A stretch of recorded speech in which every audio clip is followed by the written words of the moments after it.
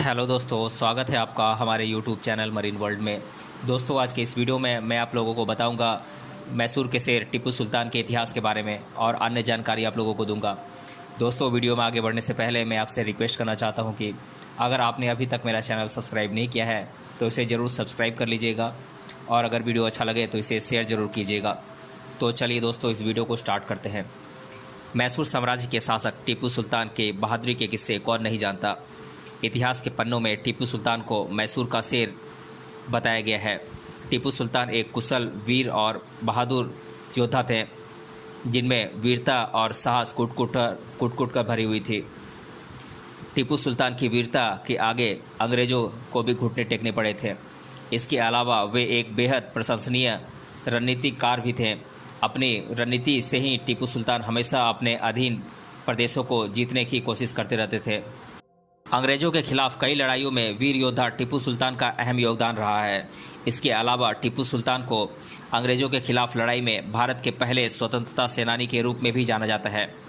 तो आइए जानते हैं मैसूर साम्राज्य के बहादुर योद्धा टीपू सुल्तान के बारे में। पहले हम इनके बारे में संक्षिप्त में जान लेते हैं।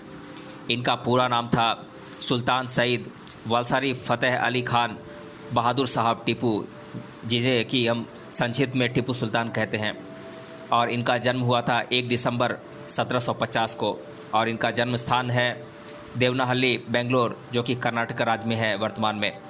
और इनकी माता का नाम था फातिमा फ़खरुन्निसा और इनके पिता का नाम था हैदर अली और इनकी पत्नियों का नाम था खादिजा जमान बेगम, सिंधु सुल्तान इत्यादि। और इनका धर्म था इस्लाम, यानी और ये सुन्नी इस्लाम पंथ से थे। और इन्हें अरबी, उर्दू, कन्नड़, हिंदी और फारसी भाषा का अच्छा ज्ञान था।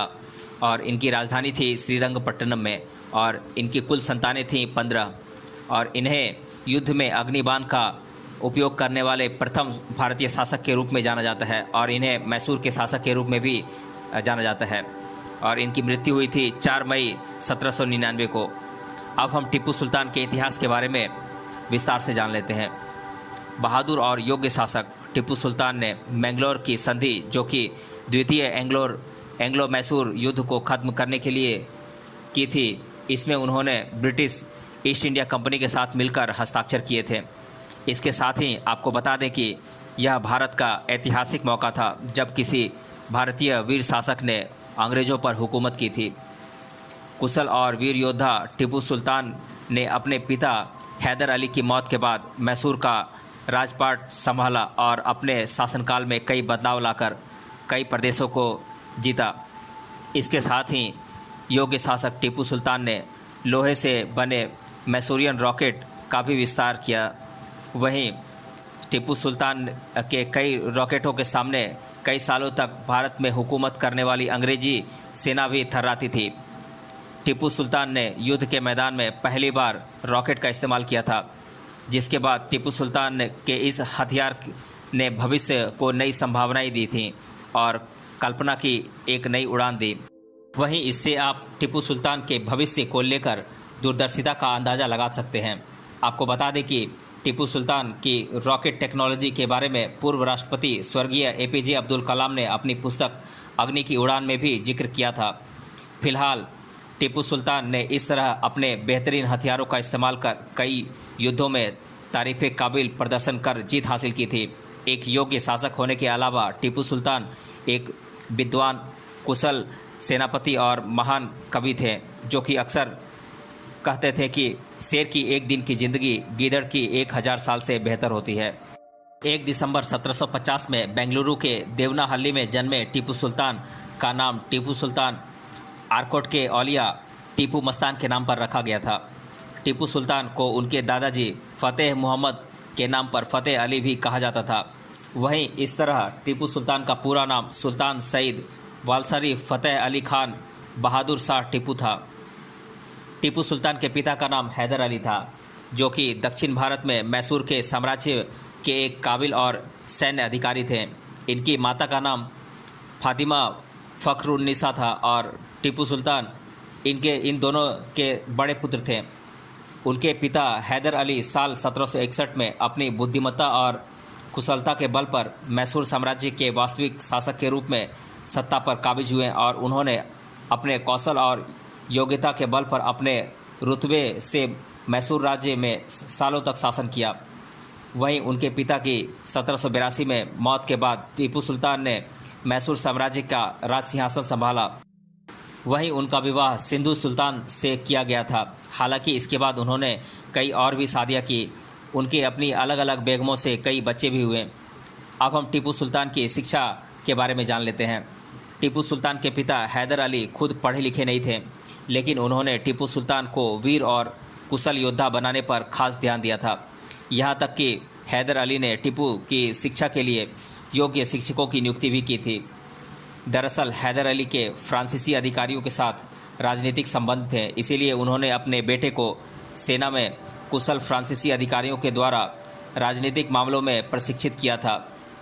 टीपू सुल्तान को हिंदी, उर्दू, पारसी, अरबी, कन्नड़ भाषाओं के साथ साथ कुरान, इस्लामी न्यायशास्त्र, घुड़सवारी, निशानेबाजी और तलवारबाजी की भी शिक्षा दी गई थी।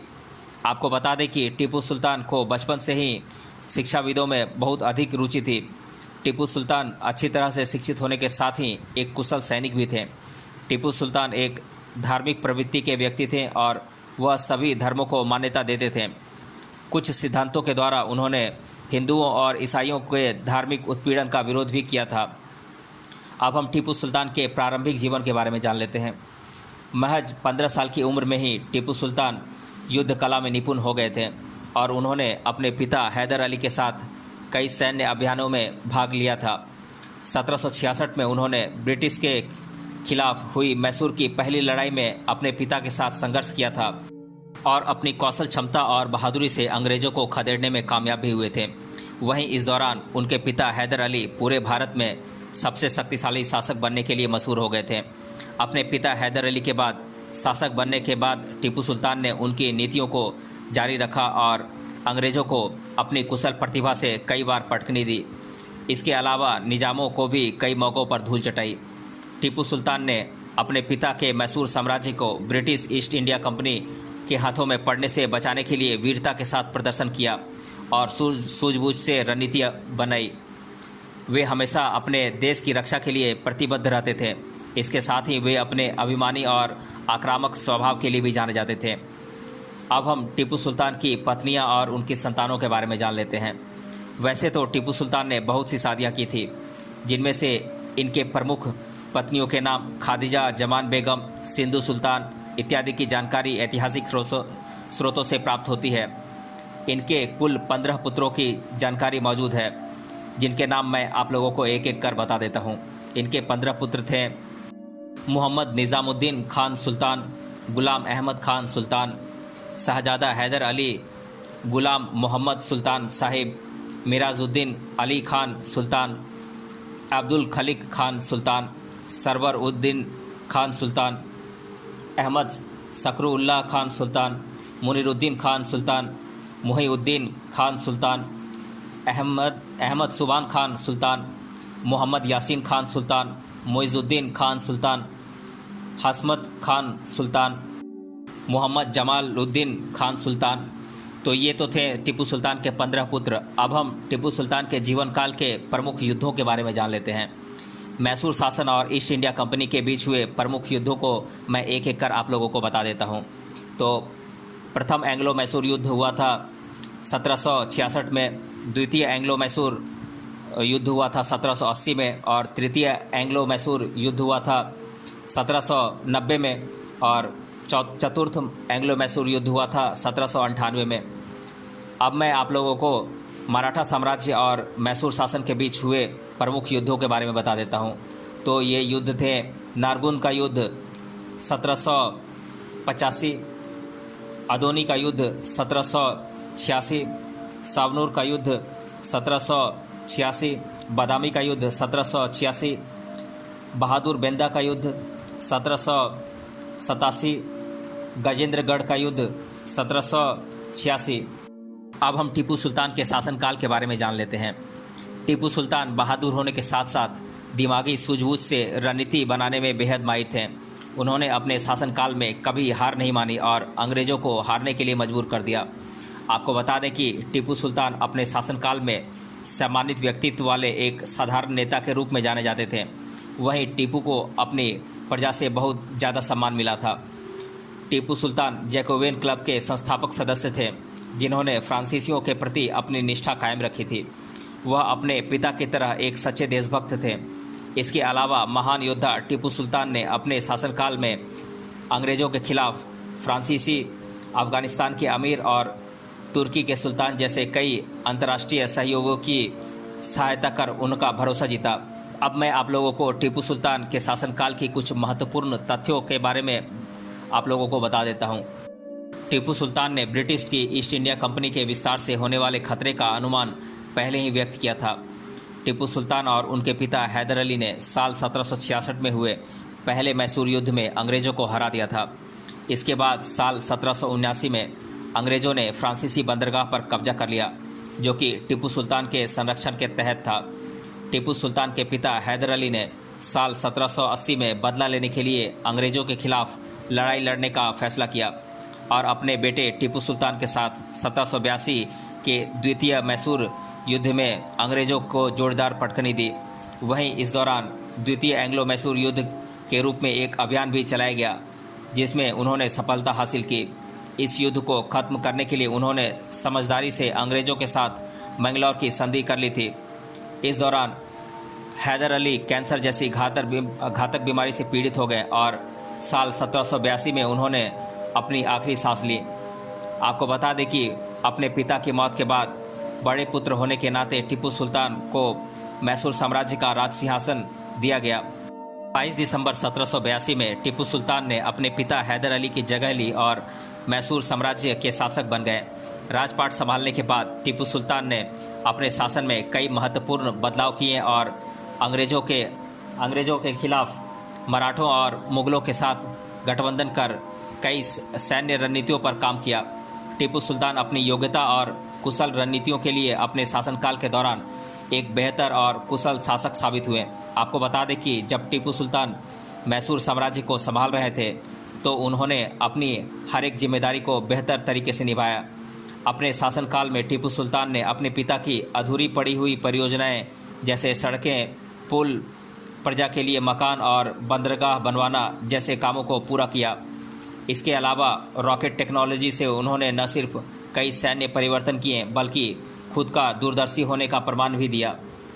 युद्ध में सबसे पहले टीपू सुल्तान ने रॉकेटों का इस्तेमाल किया था ताकि इस प्रभावशाली हथियार से शत्रुओं को पराजित किया जा सके। साहसी योद्धा के रूप में टीपू सुल्तान की ख्याति दूर दूर तक फैल चुकी थी। इसी को देखते हुए महान योद्धा ने अपने क्षेत्र का विस्तार करने की योजना बनाई।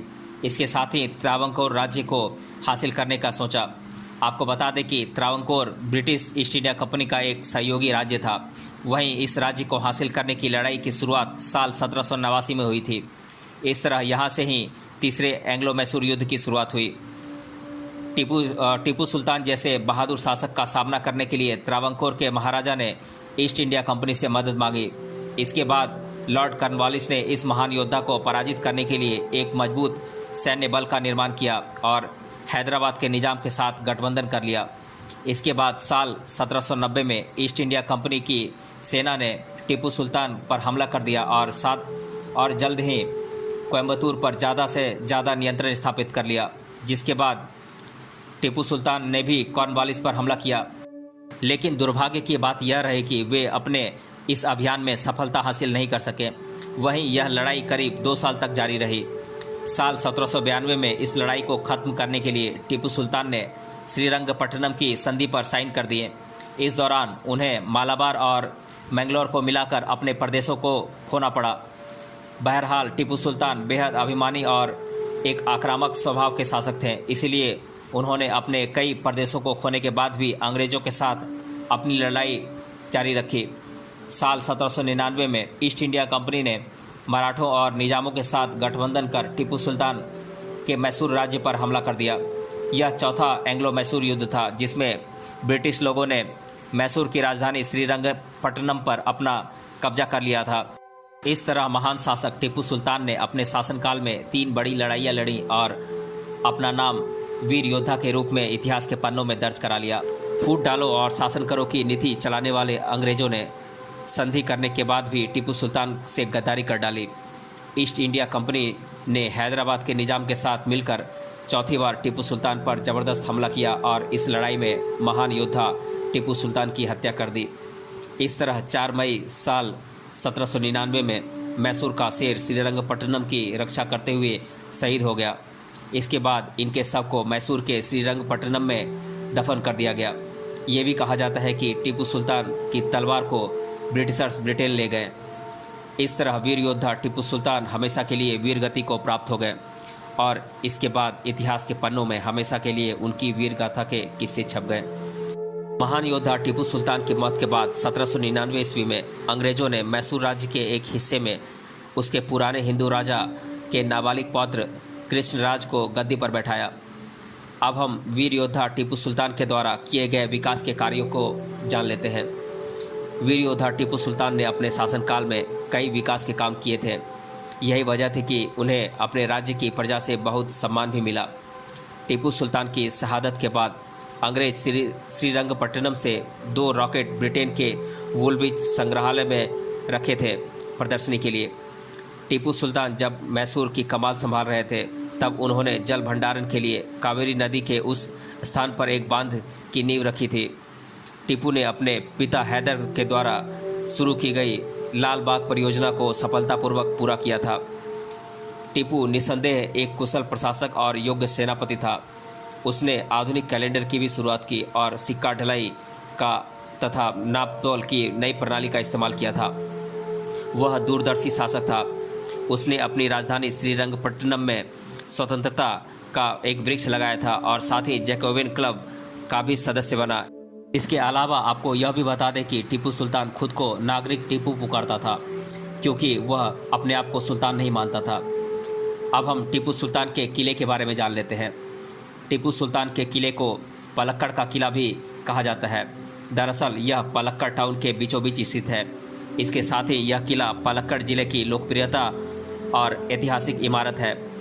आपको बता दें कि यह किला साल 1766 में बनवाया गया था। मैसूर के राजाओं द्वारा किले का इस्तेमाल महत्वपूर्ण सैनिक गतिविधियों के लिए किया जाता था। किले के पास में एक खुला मैदान स्थित है जिसे स्थानीय लोग कोट्टा मैदानम या किले का मैदान के नाम से जानते हैं। ऐतिहासिक मान्यताओं के मुताबिक यह मैदान टीपू सुल्तान का अस्तबल था जहां पर सेनाओं के जानवर पाले जाते थे। वहीं अब इस मैदान का इस्तेमाल सभाओं, खेल प्रतियोगिताओं और प्रदर्शनियों के लिए होता है। आपको बता दें कि अब इस ऐतिहासिक धरोहर टीपू के किले की देखरेख भारतीय पुरातात्विक विभाग करता है। टीपू सुल्तान के पिता और मैसूर के सुल्तान हैदर अली ने इस किले को लाइटराइट यानी कि मखरला से बनवाया था, जो कि एक खास किस्म का पत्थर होता है। वहीं जब हैदर अली ने मालाबार और कोच्चि में विजय प्राप्त कर उसको अपने अधीन कर लिया तब उन्होंने इस किले का निर्माण करवाया था, जिसके बाद मैसूर साम्राज्य के शासक टीपू सुल्तान ने इस किले पर अपना हक जमाया था। टीपू सुल्तान का पलक्कड़ का किला केरल में शक्ति दुर्ग था जहां से वह ब्रिटिशों के खिलाफ लड़ते थे। इसी तरह साल 1784 में एक युद्ध में कर्नल फुल्लेट के नेतृत्व में ब्रिटिश सैनिकों ने 11 दिन तक दुर्ग को घेर कर रखा था और अपने अधीन कर लिया। फिर कोझिकोड के समुतिरी ने इस किले को जीत लिया। 1790 में ब्रिटिश सैनिकों ने किले पर फिर से अधिकार कर लिया। बंगाल में बक्सर का युद्ध और दक्षिण में मैसूर का चौथा युद्ध जीतकर भारतीय राजनीति पर अंग्रेजों ने अपनी पकड़ मजबूत कर ली थी। अब हम महान शासक टीपू सुल्तान से जुड़े कुछ खास और रोचक तथ्यों के बारे में जान लेते हैं। टीपू सुल्तान अपनी कुशलता और महानता के लिए जाने जाते हैं। वे एक महान योद्धा थे। टीपू सुल्तान की ख्याति दूर दूर तक फैली हुई है। वहीं टीपू सुल्तान को दुनिया का पहला मिसाइल मैन भी कहा जाता है क्योंकि उन्होंने पहले रॉकेट का इस्तेमाल किया था। सूत्रों के मुताबिक लंदन के मशहूर साइंस म्यूजियम में टीपू सुल्तान के रॉकेट रखे हुए हैं। टीपू सुल्तान का पूरा नाम सुल्तान फतेह अली खान साहब था और उनका यह नाम उनके पिता हैदर अली ने रखा था। वे एक कूटनीतिज्ञ और दूरदर्शिता के पक्के थे। योग्य और कुशल शासक टीपू सुल्तान एक बादशाह बनकर पूरे देश पर राज करना चाहता था, लेकिन उस महान योद्धा की ये इच्छा पूरी नहीं हो पाई। टीपू सुल्तान ने महज 18 साल की उम्र में अंग्रेजों के खिलाफ अपनी पहली जंग जीती थी। आपको बता दें कि वीर योद्धा टीपू सुल्तान को शेर मैसूर इसलिए कहा जाता है क्योंकि उन्होंने महज 15 साल की छोटी सी उम्र में अपने पिता के साथ जंग में हिस्सा लेने की शुरुआत कर दी थी और इस दौरान टीपू ने बेहतर प्रदर्शन किया था। वहीं पिता हैदर अली ने अपने बेटे टीपू सुल्तान को बहुत मजबूत बनाया और उसे राजनीतिक, सैन्य सभी तरह की शिक्षा दी। टीपू सुल्तान को लेकर कहा जाता है कि वह अपने आसपास की चीज़ों का इस्लामीकरण चाहता था। वहीं टीपू सुल्तान इस वजह से भारतीय राजनीति में भी काफ़ी विवादों में रहे हैं। यह कहा जाता है कि टीपू सुल्तान ने बहुत सी जगहों का नाम बदलकर मुस्लिम नामों पर रख दिया था, लेकिन उसकी मौत के बाद सभी जगहों के नाम को फिर से पुराने नामों पर रख दिया गया। आपको बता दें कि टीपू सुल्तान राज सिंहासन संभालते ही अपने राज्य मैसूर को मुस्लिम राज्य घोषित कर दिया था। टीपू सुल्तान के बारे में यह भी कहा जाता है कि उसने अपने शासनकाल के दौरान करीब 1 करोड़ हिंदुओं का धर्म परिवर्तन कराकर उन्हें मुसलमान बना दिया था। लेकिन टीपू की मृत्यु के बाद जिनका धर्म परिवर्तन करवाया गया था उनमें से ज़्यादातर लोग वापस हिंदू बन गए थे। टीपू सुल्तान के नाम पर यह भी तथ्य मशहूर है कि टीपू राम के नाम की अंगूठी पहनते थे। वहीं उनकी मौत के बाद उनकी ये अंगूठी अंग्रेज़ों ने उतार ली थी और इसे भी वे अपने साथ लेकर गए थे। साल 1799 में अंग्रेज़ों के खिलाफ चौथी लड़ाई में अपने राज्य मैसूर की रक्षा करते हुए टीपू सुल्तान शहीद हो गया। टीपू सुल्तान खुद को नागरिक टीपू कहा करता था। ऐसा कहा जाता है कि टीपू सुल्तान के 15 बच्चे थे, जिनमें से महज 2 बच्चों के बारे में ही पता चल पाया है। अब हम टीपू सुल्तान की तलवार के बारे में कुछ रोचक तथ्य जान लेते हैं। टीपू सुल्तान की तलवार के बारे में भी एक रोचक तथ्य यह है कि जब महान योद्धा शहीद हो गया था तो उनकी तलवार उनके सबके पास ही पड़ी मिली थी, जिसके बाद ब्रिटिशर्स उनकी तलवार को ब्रिटेन लेकर गए और उन्होंने इसे अपनी जीत की ट्रॉफी बनाकर वहाँ के म्यूज़ियम में इसे रख दिया। टीपू सुल्तान की तलवार पर रत्न जड़ित बाघ बना हुआ था। टीपू सुल्तान की तलवार का वजन 7 किलो 400 ग्राम है। वहीं आज के समय में उसकी तलवार की कीमत करोड़ों रुपए में आंकी जाती है। अब हम टीपू सुल्तान के बारे में जीके में अधिकतर बार पूछे जाने वाले प्रश्नों को एक एक कर देख लेते हैं। पहला प्रश्न है, मैसूर का शेर नाम से कौन सा भारतीय शासक पहचाना जाता है? तो मैं बता दूं कि ये शासक है टीपू सुल्तान। दूसरा प्रश्न है, किस भारतीय शासक ने युद्ध में सर्वप्रथम अग्निबाण का इस्तेमाल किया था? तो इसका भी जवाब है टीपू सुल्तान। तीसरा प्रश्न है, टीपू सुल्तान की मृत्यु कब और किस वजह से हुई थी? तो मैं बता दूं कि 4 मई 1799 को चतुर्थ आंग्ल मैसूर युद्ध में अंग्रेज़ों के खिलाफ लड़ते हुए टीपू सुल्तान की मृत्यु हुई थी। चौथा प्रश्न है, कौन सी आयु में पहली बार टीपू सुल्तान युद्ध में शामिल हुए थे? इस युद्ध का नाम क्या था और किसके विरुद्ध यह युद्ध लड़ा गया था? तो मैं बता दूं कि 15 वर्ष की आयु में टीपू सुल्तान ने अंग्रेज़ों के खिलाफ पहला युद्ध किया था, जिसमें वो अपने पिता हैदर अली के साथ इस युद्ध में शामिल हुए थे। इसे प्रथम एंग्लो मैसूर युद्ध के नाम से जाना जाता है। पांचवा प्रश्न है, टीपू सुल्तान के बारे में जानकारी हमें कौन से ऐतिहासिक किताबों से प्राप्त होती है? तो मैं बता दूं कि ये किताबें हैं history of Tipu Sultan by Mohibbul Hasan. दूसरी किताब है history of Tipu Sultan by Khan Hussain Ali Kirmani. तीसरी किताब है tiger the life of Tipu Sultan. चौथी किताब है टीपू सुल्तान विलेन और हीरो। पांचवी किताब है स्वॉर्ड ऑफ टीपू सुल्तान। छठी किताब है the dreams of Tipu Sultan by Girish Karnad. Kingdom of Hyder Ali and Tipu Sultan by Anwar Haroon. The real Tipu a brief history of Tipu Sultan इत्यादि किताबें हैं जिनसे हमें टीपू सुल्तान के बारे में जानकारी मिलती है। छठा प्रश्न है, मृत्यु के समय टीपू सुल्तान की आयु कितने वर्ष की थी? तो मैं बता दूं कि वे 48 वर्ष के थे। सातवां प्रश्न है, भारत और विश्व के इतिहास में टीपू सुल्तान क्यों प्रसिद्ध हैं? तो अपने पिता हैदर अली के साथ महज 15 साल की आयु में टीपू सुल्तान ने अंग्रेज़ों के खिलाफ प्रथम एंग्लो मैसूर युद्ध में हिस्सा लिया था, जहां उनके साहस, युद्ध कौशल और वीरता का परिचय उन्होंने अंग्रेज़ों को दिलाया था। पिता की मृत्यु के पश्चात संपूर्ण मैसूर राज्य का शासन टीपू सुल्तान ने संभाला था, जिसमें उन्होंने बहुत सारे विकास के कार्य भी किए थे। अंग्रेज और मराठा साम्राज्य के विरुद्ध बहुत बार उन्होंने युद्ध का सामना भी किया, जिसमें बहुत बार उन्होंने प्रतिस्पर्धी को मात दी या फिर अत्यंत क्षतिग्रस्त किया। भारतीय इतिहास में टीपू सुल्तान पहले शासक थे जिन्होंने युद्ध के दौरान अग्निबाण का प्रयोग किया था। ये शायद दुनिया के युद्ध इतिहास का पहला प्रयोग था, जिस हेतु टीपू सुल्तान को बहुत बार अग्निबाण प्रणाली के संशोधक के तौर पर उल्लेखित किया जाता है। मैसूर का शेर नाम से टीपू सुल्तान को संबोधित किया जाता है इत्यादि विभिन्न कारणों की वजह से भारत और विश्व के इतिहास में टीपू सुल्तान काफ़ी प्रसिद्ध है। 8वां प्रश्न है, कौन कौन सी भाषाओं का ज्ञान टीपू सुल्तान को था? तो मैं बता दूं कि टीपू सुल्तान को हिंदी, उर्दू, कन्नड़, अरबी, फारसी इत्यादि भाषाओं का अच्छा ज्ञान था।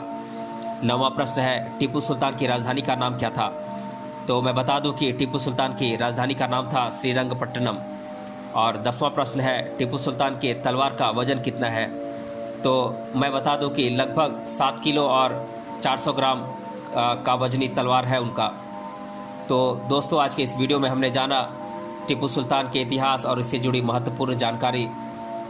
अगर आपने अभी तक इस वीडियो को पूरा देखा है तो हमें कमेंट बॉक्स में कमेंट करके बताइए कि टीपू सुल्तान की मृत्यु के बाद मैसूर का राजा किसे बनाया गया। मिलते हैं अगले वीडियो में किसी अन्य टॉपिक के साथ, तब तक के लिए धन्यवाद।